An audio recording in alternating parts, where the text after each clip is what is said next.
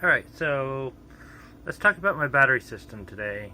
I've been running tests on my battery system, basically seeing how long I can run the AC, the refrigerator, and everything else, and for the most part, it was looking good. It's only getting down to half capacity calculated, and it looked like it was running all night, although I think I was looking at the history in my Victron stuff, and well, let's see. This morning I woke up and the low voltage light was flashing on the inverter, which means it's way lower than I thought it was. So I went and looked at the history, and it said max depth of discharge was 225 amps. And I assumed, because that's half the rated capacity of the system, I assumed that's as low as it got for the night just because that was. But then I looked farther down at max discharge voltage, and max discharge voltage was 11.7, which is the cutoff voltage for the inverter, which means that 225 amps was actually full discharge of the bank and the inverter cut off, which means there's a problem because my capacity of my battery bank is 500 amps, a little over 500 amps. So I started racking my brain this morning trying to figure out what could be going on, what is going on. I think I found it. I haven't done all the troubleshooting. There's there's a couple options. Option one is the charging profile that I have for my batteries is not a good profile, and I'm not charging them up all the way. Option two is I have two batteries not connected in the battery bank, and that's a very good possibility because I use these what are they called? They're called pole fuses, I think. They're fuses that go between your battery and the actual cable there, so they could be blown or making poor connection there. So I could actually have two of them making bad connections, which I have shorted out some lines. I shouldn't short them out because they're like 150 amp hours each. They're more or less to keep the battery safe from the other batteries. But that's still a possibility. I think I can check that with a multimeter. If not, I can get down and check each one with visually. And the other option, or the other one, was that I've been perpetually undercharging them, which is also a possibility because I was looking very closely at the Victron, or not Victron, Valence batteries. Charging wave and everything else, it's hard to see, and I just chose a generic Victron lithium charging profile, which may have been undercharging them, meaning that I was only charging them up to 50% of their rated capacity. I went through and replaced that, so that might be the problem. The other possibility is because they're used batteries, I could have got them at end of life and they just never got a full cycle, but they still are at end of life, and I'm only getting half the capacity because it's at end of life for the lithium. I hope not, because then I'm going to end up building my own. I may end up building my own lithium battery pack anyhow. And the downsides to the Valence batteries is I have no way to monitor the charge controller or the battery stated charge other than with voltage. I do have a device that I have hooked up to my computer, but I have gotten it worked intermittently. I was hoping I could get a device like get a mini Raspberry Pi or Arduino just to make sure that the float system was actually working in the lithium. I do have a workaround for it. I would have to take apart the batteries to do the workaround. I would prefer not to do that. But lithium is new for me, so there's a learning curve to it. Yeah. So right now I changed the charging profile in there. Is like float voltage was 13.8 and it recommends float voltage is 13.4 volts, which was the default, and it recommends 13.8, and it said bulk absorber, the higher voltage, which I have to look up the meaning for this, for the lithium, because lithium's different. was 14.2 as set 2, but the Valence batteries recommended 14.6. So you wouldn't think that would make that big a difference, but because lithium works the way it does, the voltage doesn't change much, the capacity does change a lot. So that's kind of where I'm at. As you can see, I am using my phone camera today. My other ones haven't been working great, so.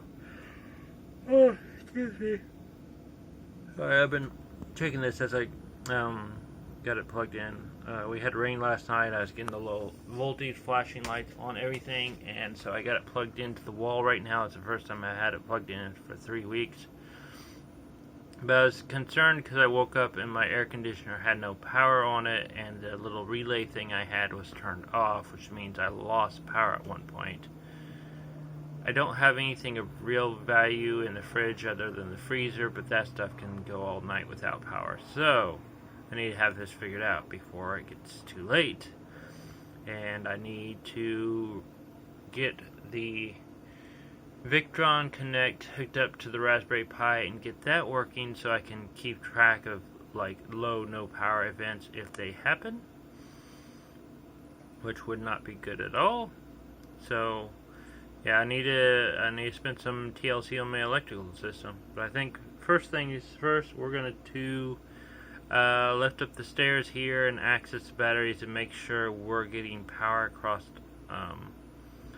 the fuses on the post, or the post fuses, and then we're going to let the system charge itself up to the new rated voltage, which is 0.5 volts each, and then we'll run some tests from there.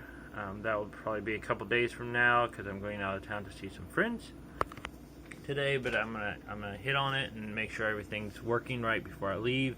I do not want to leave anything in question. Electrically, it should be all safe and monitoring everything else. But if nothing else, it'd be nice to have the VE Connect system hooked up on the Raspberry Pi so I can monitor it and turn it off from remotely. So there's that.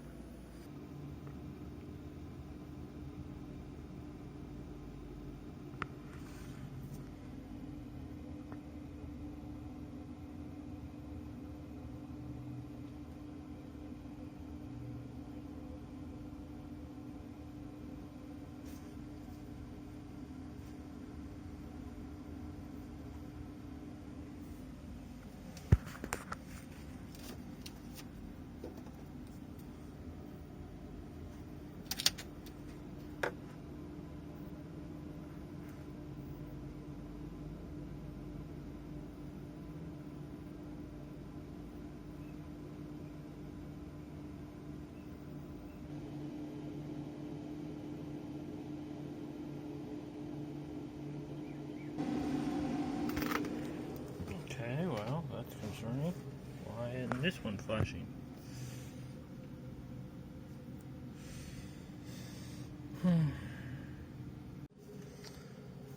Well, my multimeter's gone missing in action. I'm not quite sure where it is. I'll look around. Maybe I can find it a little bit later on. But I took the thermal meter, or the thermal, and checked each one of these battery posts, see if they're hot. This one down here is not hot at all. And, well, this one's not really hot either. So, this one has a good flash on the battery. Here it has a little monitoring light LED that comes on and flashes whenever it's good and everything's operating right. They all do. This one here, however, does not flash on. It's dead. It doesn't seem like it's doing anything. So we may end up with a combination of problems going on with the battery bank.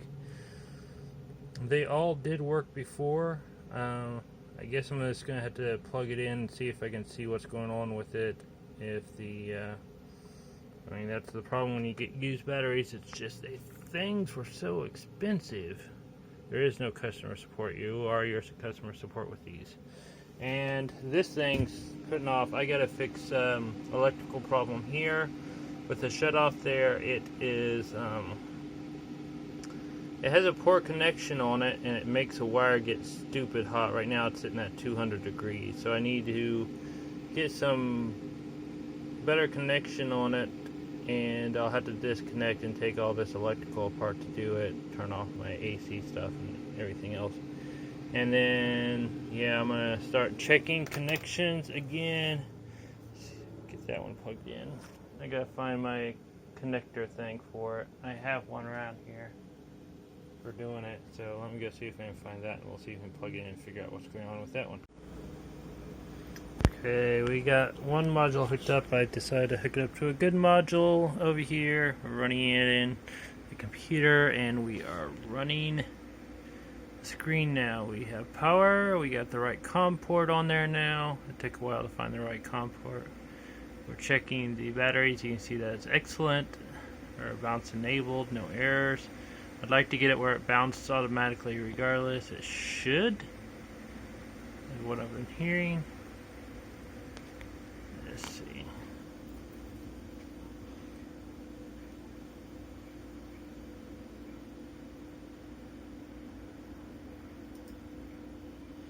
Batteries are changing. I'm still receiving 35 point some odd current. State of charge 99.2%. That's a good thing to know, because now I know where my batteries are standing. Maximum voltage.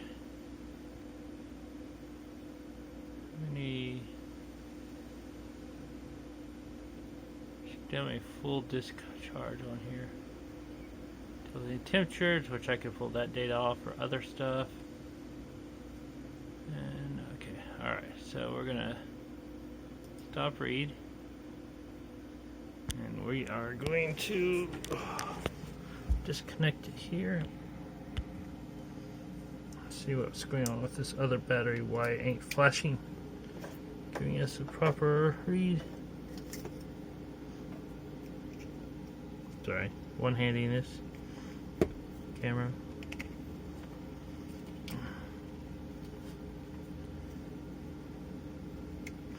I had to make my own cable, but once it got made, the biggest thing is make sure you get the right serial part selected, which it won't highlight it in the system. It's 1 through 3, and the battery number, and I changed these batteries numbers, so this one's 13 and this one's 14, and then it should read just fine. Alright, let's zoom in here, because I need the rest of the PC on there, and we need to go to module ID 214. COM port's right, module ID 214, start read. Alright, see what's going on. Oh, that's interesting. That's alright.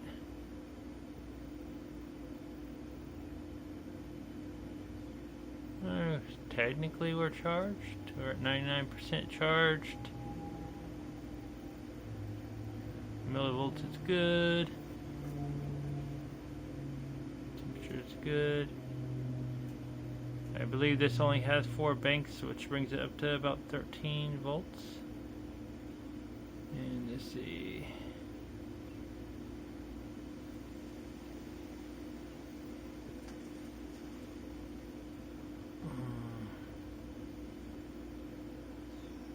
Event logs. Let's look at event logs for a second.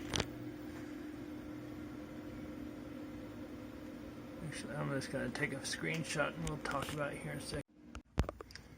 Oh boy, it's getting warm in here. Anyhow, I got them all checked out. We'll review all that information here in just a moment about it and the batteries. Good news is insurance is starting to come through. At least I'll have liability only, and soon I'll have full coverage, hopefully, before I take off when I start traveling around again. We're going to set this all back down. Nice and secure. Needs a little finesse there, but that's all okay. Oh man, it's getting warm in here. It's 89 supposedly, or 98. I don't know. We'll get that figured out. That'll be the next thing. After testing it farther, I have decided that I was undercharging the batteries to the point that they were not getting enough charge. I was only charging them up to about 50% of the capacity.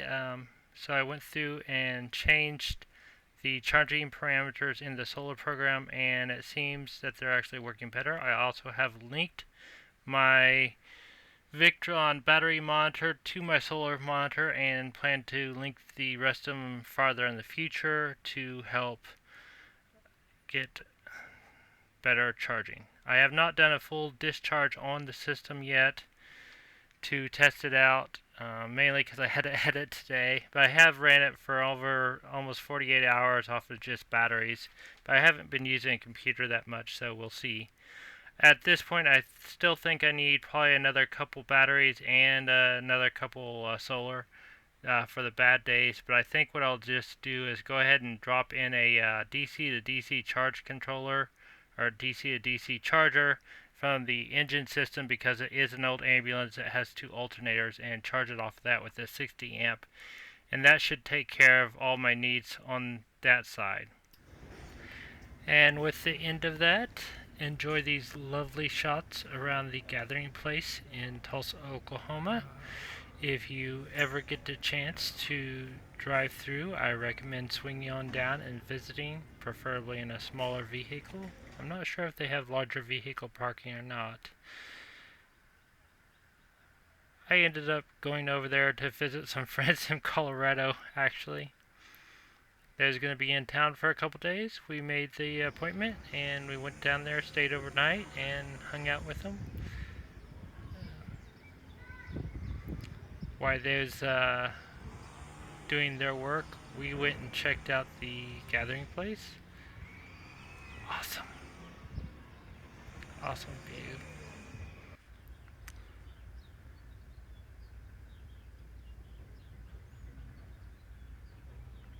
And pretty quiet for being really close to the main road.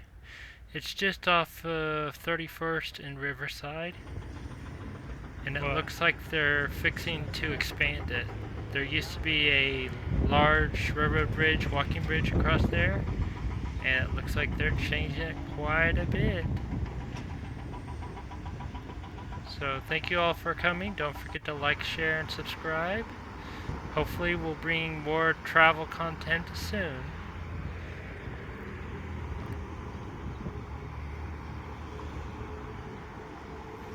Bye.